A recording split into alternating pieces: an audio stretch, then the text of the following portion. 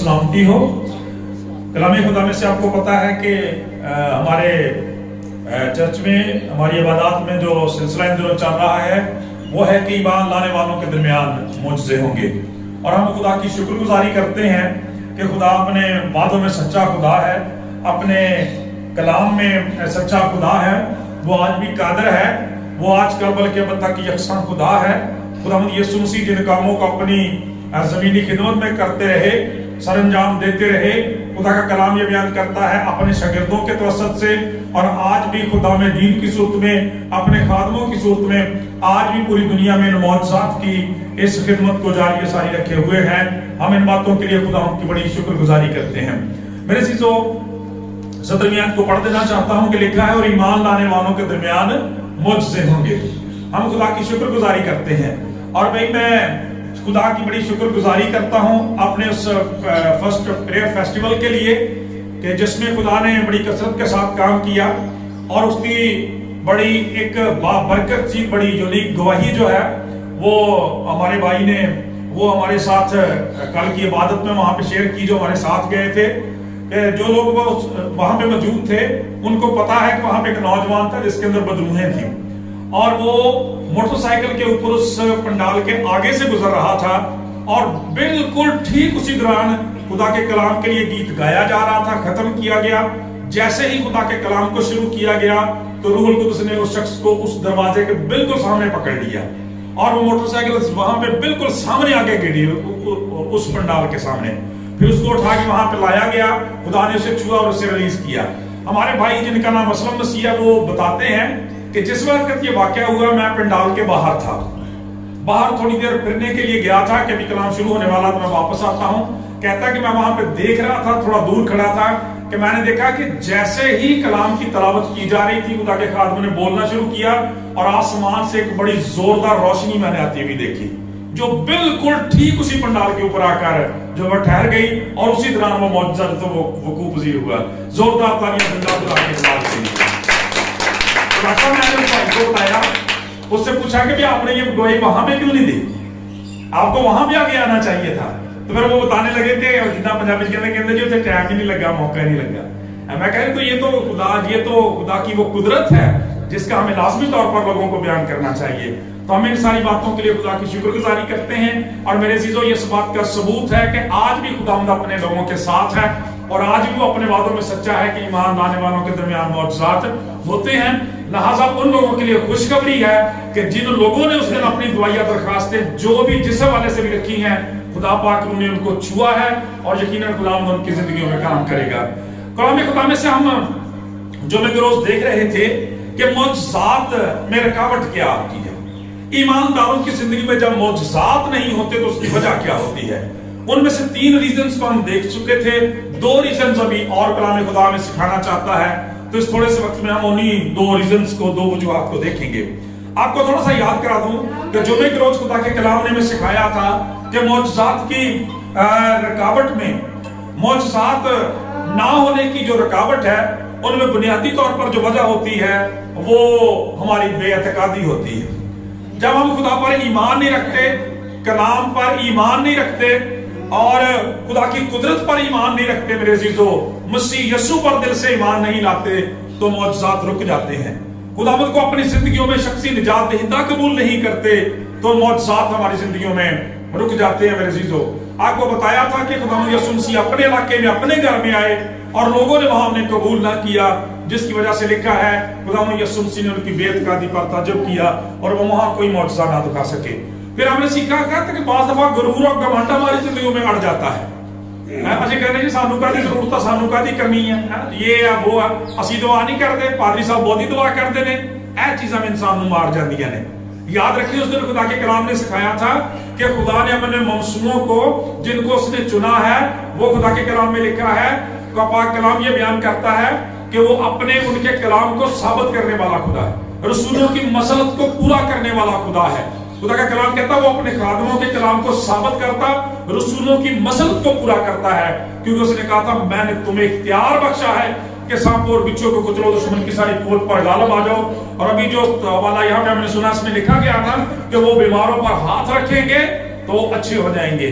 खुदा का कलाम ये बयान करता है गुरूर और तकब्बर घमंड जो है हम अपनी अना में ही खोए रहते हैं। इसीलिए खुदा यीशु मसीह ने कहा था कि अपनी खुदी से इनकार करे। जो कोई मेरे पीछे आना चाहता है, शागिर्द बनना चाहता है, अपनी खुदी का इनकार करे, सलीब उठाए और मेरे पीछे आ ले। खुदा का कलाम बयान करता है उसकी जिंदगी में मौजज़ात होते हैं।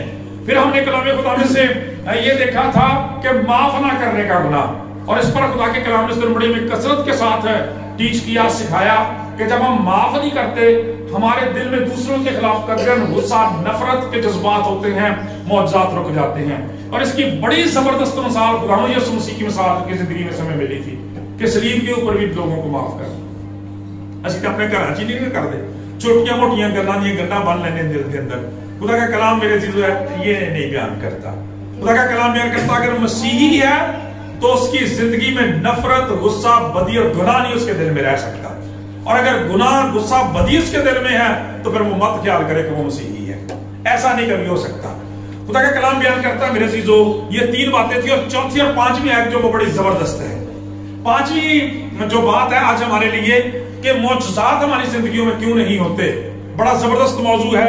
वो ये है कि पाक कलाम में जब हम देखते हैं सारी बड़ी बड़ी जिंदगियों को, खुदा के बादशाहों को, नबियों को, रसूलों को, पैगंबरों को, बरगज़ीदों को और यहां तक कि खुदा के बेटे को देखते हैं तो खुदा का कलाम ये बयान करता है कि दुआ मौजज़ात का एक बहुत बड़ा टूल है।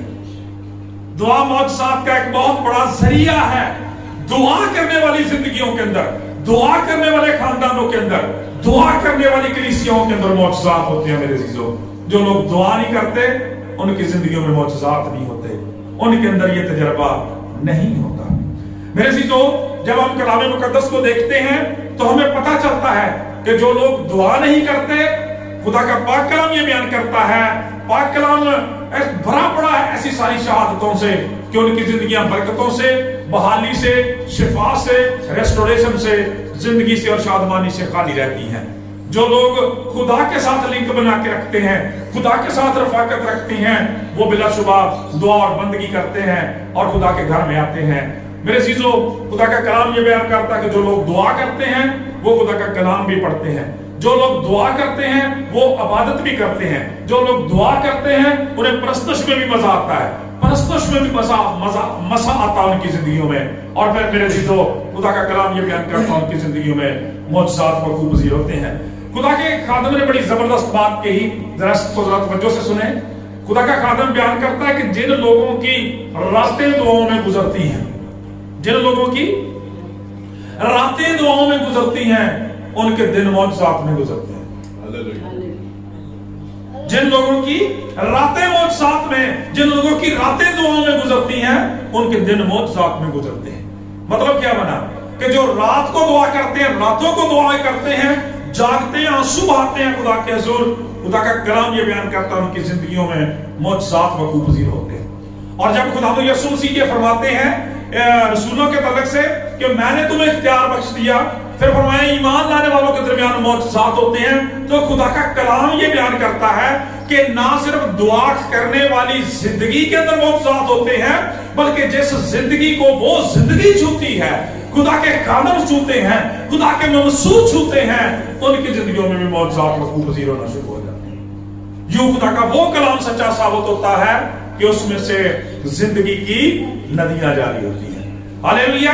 ये है मेरे अज़ीज़ों मौजज़ात की हकीकत कि खुदा का कलाम बयान करता, जो लोग दुआ करते हैं सिर्फ उनकी जिंदगियों में नहीं, बल्कि जिन जिंदगियों के लिए, जिन जिंदगियों की खातर वो दुआ करते हैं उनके अंदर भी मौजज़ात वक़ूफ़ पज़ीर होना शुरू हो जाते हैं। ये है दुआ की पालन। जब हम खुदा यीशु मसीह की जिंदगी को देखते हैं, शागिर्दों की जिंदगी को देखते हैं, अंबिया इकराम की जिंदगी को देखते हैं, तो हमें पता चलता है मेरे चीजों कि वो कसरत से दुआ करने वाले लोग थे। अक्सर औक़ात जब हम खुदा यीशु मसीह की जिंदगी को देखते हैं तो हमें पता चलता है कि वो दिन चढ़ने से बहुत पहले बेआबाद में चला जाता, जंगल में चला जाता, पहाड़ों पे चला जाता और खुदा का कलाम बयान करता, वहां पे दुआ करते रहते। कई दफा लिखा है कि सारी सारी रात खुदा यीशु मसीह की अपने बाप से दुआ करने में गुजर जाती। बाइबल मुकद्दस की एक बड़ी जबरदस्त हकीकत है और हैरान कुन हकीकत भी है बच्चों। और वो बड़ा हकीकत क्या भाई, جب ہم خداوند یسوع مسیح کے سٹیٹس کو دیکھتے ہیں، ان کی عظمت کو دیکھتے ہیں، ان کی زندگی کو دیکھتے ہیں، ان کی قدرت کو دیکھتے ہیں، الوہیت کو دیکھتے ہیں، خدائی کو دیکھتے ہیں، تو میرے عزیزو ہمیں محسوس یہ ہوتا ہے، میں یہ بات انسانی سطح پہ کرنے لگا ہوں کہ انسانوں کی طرح سے اگر ہم دیکھیں، آپ سے اگر یہ پوچھا جائے کہ کیا خدا کے بیٹے کو خداوند یسوع مسیح کو بھی دعا کی ضرورت تھی، تو جس نے بائبل نہیں پڑھی وہ فوراً جواب دے گا کہ نہیں تھی، انہیں کیا ضرورت تھی۔ واقعی انسانی سطح پہ یہ بات ہم کہہ رہے ہیں، یہ بات ٹھیک ہے بالکل اسی طرح سے، لیکن بائبل مقدس میں ہم حیران ہو جاتے ہیں کہ جس شخص کو ہم محسوس کرتے ہیں دعا کی قطعاً ضرورت نہیں تھی، بائبل مقدس میں وہی شخصیت سب سے زیادہ دعا کرنے والا ہے، اور وہ خدا کا بیٹا خداوند یسوع مسیح ہے۔ پریز دی لارڈ، زوردار تعلیم۔ اب آگے اس کا نتیجہ دیکھیں، ذرا رزلٹ دیکھیں۔ خدا کے خادم نے کیا کہا؟ جن کی دعائیں، جن کی راتیں دعاؤں میں گزر جاتی ہیں، ان کے معجزات دنوں میں گزرتے ہیں، ان کے دنوں میں معجزات ہوتے رہتے ہیں۔